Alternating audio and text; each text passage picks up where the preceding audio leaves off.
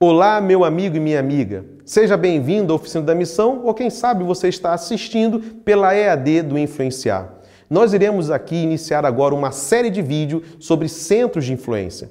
E ao falar sobre centros de influência, estamos lidando com uma área da teologia prática chamada de missiologia, cujo objetivo é compreender a natureza e o propósito da missão. A missiologia, para nós, adventistas do sétimo dia, se constrói através da Palavra de Deus, dos escritos de Ellen White, do pensamento cristão e da prática da igreja cristã. Logo, é muito apropriada a missiologia estudar e criticar os movimentos religiosos. Então, quando estivermos, quem sabe, aqui criticando algo que deu certo no passado, mas que hoje precisa ser reorientado, não estamos aqui atacando A ou B, estamos apenas simplesmente praticando missiologia. Como iniciar um centro de influência? Talvez você já queira partir para a prática, mas nesses primeiros vídeos nós vamos conversar um pouco sobre conceitos para que você entenda o porquê você estará fazendo aquilo que estará fazendo. A primeira parte a abordarmos é sobre as dimensões da igreja. A primeira dimensão da igreja tem a ver com a dimensão de testemunho. É por meio do testemunho que o mundo toma conhecimento do que é Cristo. A palavra grega para testemunho tem a ver com uma pessoa totalmente dedicada à causa.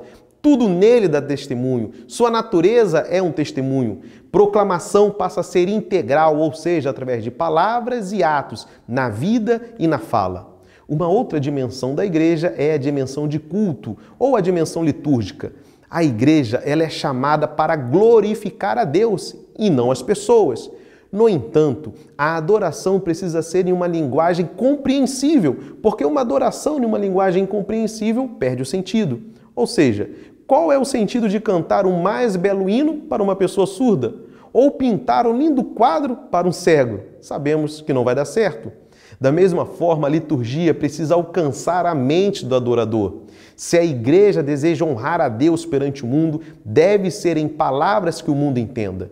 De forma prática, talvez uma liturgia que eu pense aqui para uma igreja no Rio de Janeiro, não deve ser uma liturgia que vá comunicar algo para uma igreja no interior de Minas Gerais. Uma outra dimensão da igreja é a dimensão de comunhão. A dimensão de comunhão revela que cada um é responsável por cada um. O caráter de comunhão da igreja encontra expressão na sua responsabilidade pelo mundo, e isso deve ser feito com uma incumbência de diálogo. Ou seja, pessoas que são incapazes de lidar com outras de forma respeitosa e amorosa não deveriam trabalhar em um centro de influência. Porque a igreja ela não existe para ser uma professora arrogante, mas sim para conversar com as pessoas, para encontrar elas onde elas estão e então apontar a solução. Veja o diálogo de Jesus com a mulher samaritana. Aquela mulher estava desacreditada do ponto de vista social e moral.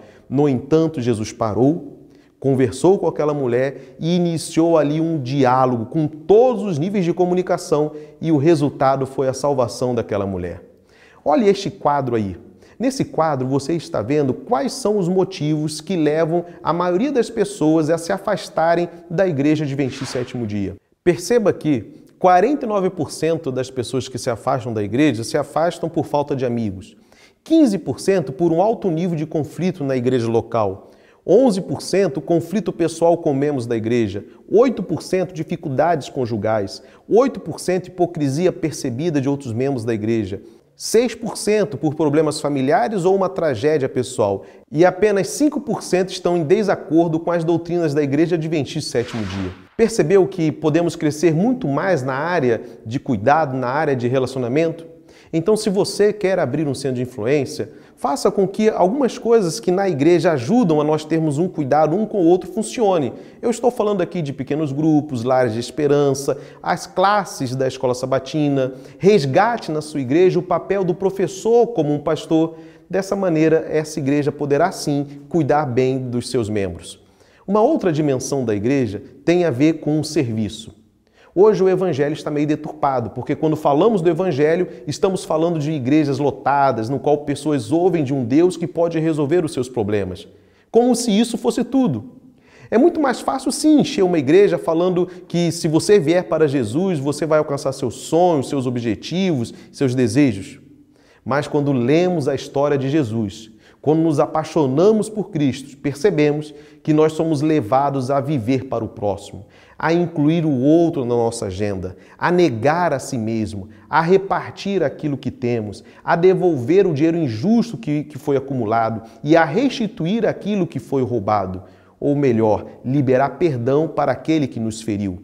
E a dimensão de serviço da igreja tem a ver com isso. É uma relação particular entre a igreja e a sociedade, tendo em conta a pessoa como um todo no seu contexto. Os elementos da missão salvadora de Jesus envolviam a proclamação, a doutrinação e o serviço desinteressado.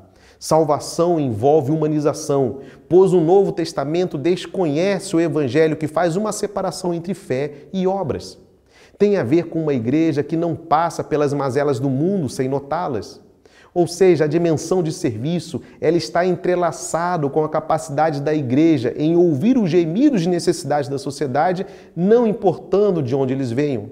Assim, falar de esperança e do Evangelho e cuidar de pessoas são as mesmas atividades.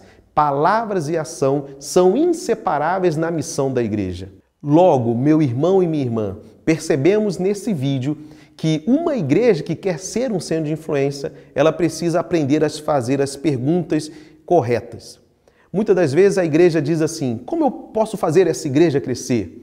Mas de uma ótica de uma igreja que quer ser um centro de influência, a pergunta é: como podemos servir essa comunidade? A igreja que quer ser um centro de influência, ela não apenas quer enviar missionários para a sua localidade, mas ela se preocupa em enviar missionários para o mundo. Uma igreja que quer ser um centro de influência, ela não está preocupada apenas em formar membros para aquela igreja, mas ela está preocupada em formar seguidores para Cristo. Uma igreja que quer ser um centro de influência, ela não está apenas preocupada em um planejamento a curto, médio prazo, mas ela quer fazer um planejamento para aquilo que Deus vê para o futuro de seu bairro e para o futuro de sua cidade.